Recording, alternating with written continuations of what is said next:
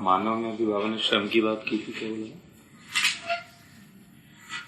श्रम अभी आपने बताया था बाबा, मानव में विश्राम के अर्थ में परिभाषित होता है श्रम। हाँ। श्रम जो है ना, विश्राम के अर्थ में मानव में, और अंश के अर्थ में जीवों में, और बीज वृक्ष के अर्थ में प्राणावस्था में, परिणाम के अर्थ में पदार्थावस्था में श्रम। उसका दूसरा भी एक फार्मूला रखा है, श्रम गति और परिणाम के है ना, फलन में श्रम है ना, श्रम और गति के फलन में है ना, श्रम और गति का जो फलन है क्या हो गए? परिणाम।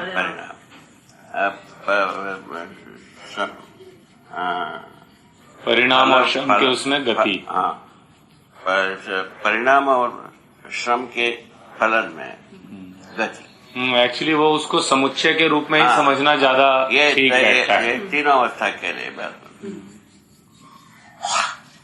ये विशेषकर ज्यादा से ज्यादा मानव के अर्थ में लिखा है संविधान में। संविधान जो मानव के लिए लिखा है, ये भी बात सही। इसमें परमाणु की एक परिभाषा है जिसमें लिखा है ज्यादा कम से मुक्त त्व सहित व्यवस्था। तो ये गठनपूर्ण परमाणु की बात हो रही है क्या? नहीं, हर एक वस्तु, हर एक अवस्था की परमाणु को लिखा है ना, त्व सहित व्यवस्था समग्र व्यवस्था में भागीदारी। हाँ, उस अर्थ में लिखा है। नहीं तो ज्यादा कम से मुक्त वो जो रहता है त्व सहित व्यवस्था ज्यादा और कम से मुक्त रहता है।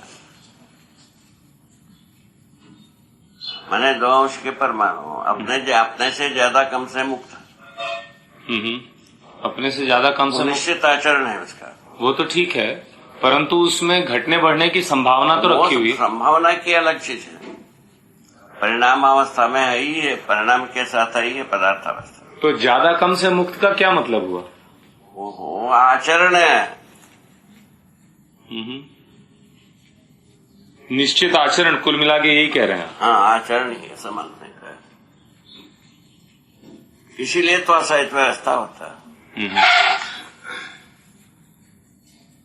इकाई धन इसका वातावरण बराबर इकाई संपूर्ण, तो असहित व्यवस्था समग्र व्यवस्था में भागीदारी।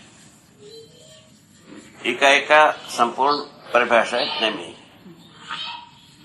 सभी अवस्था का ये बनता है।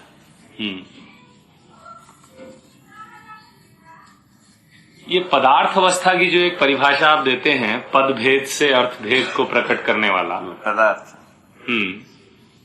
तो यहाँ पर जब आप पदार्थ बोलते हैं तो इसमें पदार्थ, प्राण, जीव, सभी अवस्था आ गया, चारों अवस्था। तो ये एक्चुअली प्रकृति की परिभाषा है एक तरह से।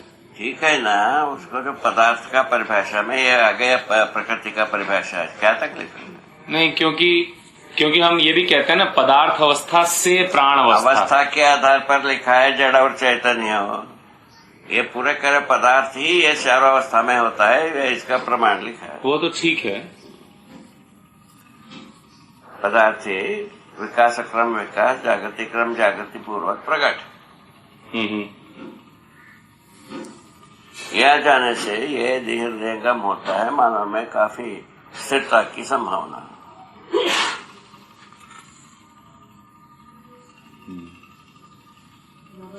सत्ता पे दो सूत्र हैं।